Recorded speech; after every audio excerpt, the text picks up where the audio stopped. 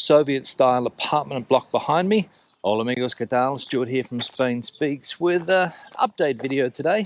We'll have a bit of a chat about what's been going on in Spain this week while I take the dog for a walk. It's about 9 a.m. in the morning, and as you guys know, with the heat wave that we're currently experiencing here in Spain, you have to take the dogs out early because the rest of the day basically you cannot do anything here. Going to get up to about 41 maybe today. It's been in the high 30s, low 40s all week, and very uncomfortable weather. But what can we do? This is Spain. Now, one of the main things this week has been the amount of bushfires or wildfires or forest fires. I had somebody criticize me the other day for using the word bushfires, saying that it's too Australian. People don't understand what it is. Spain currently has a serious problem with that, and Portugal as well, with lots of the country experiencing forest fires at the moment. And of course, when you've got hot weather like this, when you've got strong winds, that is always going to be a risk. And Portugal seems to be Spain year after year after year. We suffer these problems. And of course, out and about today in this virtual ghost town that I live in here, we never see many people out and about when I do these walking videos. I'll turn the camera around and we can see that there are a few people out today, not many. A few people doing exercise before the hot weather kicks in, and people trying to keep fit. As I said in the other day's video, that there's a fitness campaign on at the moment here in Spain. People more active than they used to be, or at least that's my impression anyway. So the problem of forest fires devastating parts of rural Spain, Extremadura, parts of Portugal as well. It's a real shame to see the effect that these fires have on those communities. Very hard to get under control because the ground is very dry. I mean, even here where I'm walking, you can see just how dry everything is. I'll turn the camera around so you can see that, and you can get an idea of just how dry everything is here, considering that it hasn't rained a lot over the last few months. Now I'm out and about with my faithful companion today, Mia. She's been in heat recently, so she hasn't been 100%, but I think that's finished, but better not to take her off the lead just yet. She doesn't like the heat also. She suffers from the heat like we all do, and it's a bit difficult to get her out and about even for these walks early in the morning. And just really uncomfortable weather in Spain at the moment, not only for dogs and pets but also for humans as well, unfortunately. So what's been going on in Spain this week? Well, earlier in the week, Tuesday I think it was, there was the State of the Nation debate where the Prime Minister got up and spoke to the Parliament and to the rest of the Spanish population, and the opposition also had the opportunity to put their 20 cents worth in as well and criticise the government basically for what they are doing.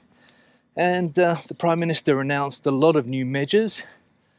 For example, free public transport on the Cercanías light railway system. He also announced the special tax on banks and electric companies. He also announced that every child in Spain from pre-primary through to 15 or 16 years of age will learn robotics and computer programming. Interesting. And he also said that children on scholarships or study grants will get an extra 100 euros per month for the time being. So lots of money being thrown about by the Prime Minister Pedro Sánchez. But it was this extraordinary tax on banks and electric or energy companies that caught my attention, and it also caught the attention of the stock market as well, with some banks here in Spain the other day falling by 8% in value. For example, CaixaBank and Sabadell Bank, I think the worst affected banks by this government measure. Now, extraordinary tax, it's only going to be in place for a couple of years apparently, and the government hopes to raise 7 billion euros with this tax, and those companies of course are not happy. And it's a clear swing to the left for Mr. Sánchez, because these ideas came from the Podemos side of the government.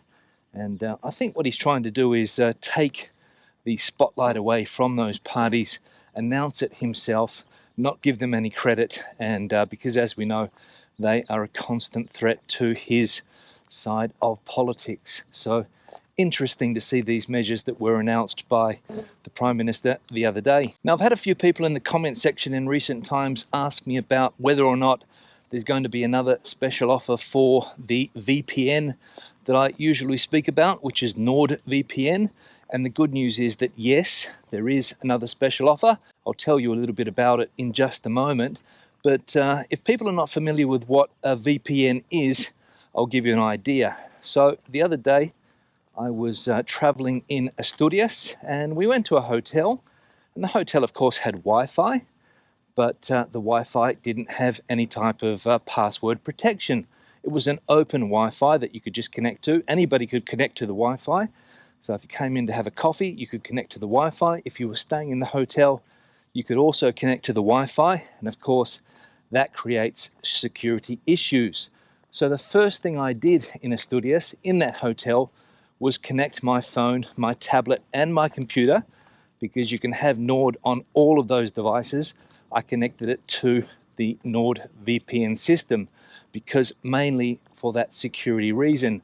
The data becomes encrypted, all of your passwords and everything like that can't be accessed by hackers, and as we know, public Wi-Fi is a dangerous place to connect to, especially when you don't control who has access to your devices. So if you're not using a VPN, I would definitely recommend that you do so, because you can secure your internet experience and as I said, take advantage of the special offer that they have at the moment. Click those links in the description box below and get your hands on NordVPN. Now, the other interesting thing that came out of the State of the Nation debate, and it was the first debate that this country has had for 7 years. I don't know why they have put it off for 7 years, because there are some important things to talk about, but the first one in 7 years, and as I mentioned earlier, the fact that children in this country, primary school children, secondary school children, will be learning robotics and computer programming as a compulsory subject. Now, I'm a little bit skeptical when these things get announced, because they're promises that are difficult to carry through, or difficult to carry out, let's say. Are the teachers suddenly going to be computer programmers? Are they going to have to do special courses? Are they going to be able to teach programming, robotics, and all of those things? That's the question. We saw it when English became a compulsory subject here. Teachers weren't prepared. Teachers didn't speak English, but they were forced to learn English and, of course, give their knowledge on to the students. And I'm going to be honest, I don't think it has been a successful program for a lot of people. But anyway, it is what it is. I mentioned the other day in a live stream that I've seen these promises before. Back in the day, the former Prime Minister Rodríguez Zapatero said that every child in Spain would have access to a laptop computer at primary school. Didn't happen. It was a promise that never saw the light of day. And again, with these promises, big words, people love to hear them. People, of course, vote for these parties again as a result of these statements, but at the end of the day, they don't happen sometimes. And that's what I would be worried about. Now, I've got a family in front of me, 2 grandparents and 2 grandkids, off for churros, of course. It's the time of the day, a treat with the grandparents to have some churros. We're walking past the churro bar at the moment. A few people in there today, not many, because a lot of people are on holidays at the moment. So with that family going in, a family of 4, to eat up big on the churros and porras. We've even got somebody here today using the exercise equipment. Interesting. Now I'm on my way now to buy some bread from the bakery that we have here, the local bakery, get some of their lovely bread. I'm going to go for a different loaf today. I'm going to get a big loaf of bread, what they call a pan de leon. I'll show you guys what it's like after I buy it, but it should last for about 2 or 3 days, I think. Hopefully it will. Hola, ¿qué tal? Un pan de león, por favor. No, muchas gracias. Sí, Hasta luego, ciao. Okay, so I've got the bread here. As you can see, it's a different type of loaf today. I'll open it up so you can check it out. As you can see, it's a more traditional round loaf. Very tasty bread. €3.95, and not cheap. But as I said, this loaf will last about 3, maybe 4 days if we are lucky. And another thing that has caught my attention this week has been the dollar-euro parity. I think the first time in 20 years that the dollar and the euro have achieved this.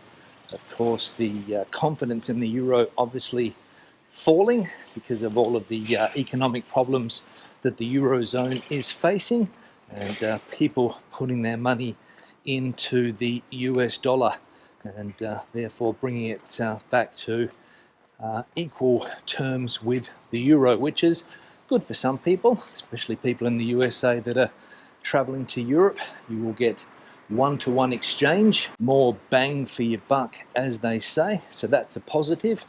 But again, for exporters here in Spain, exporters in Europe to the United States, not good news. And the final thing I'll talk about today is the high energy prices that are still affecting Spain. Electricity very, very expensive, something like 300 euros megawatt hour, very expensive. Gas also expensive as well. But the good news is that fuel prices have come down a little bit.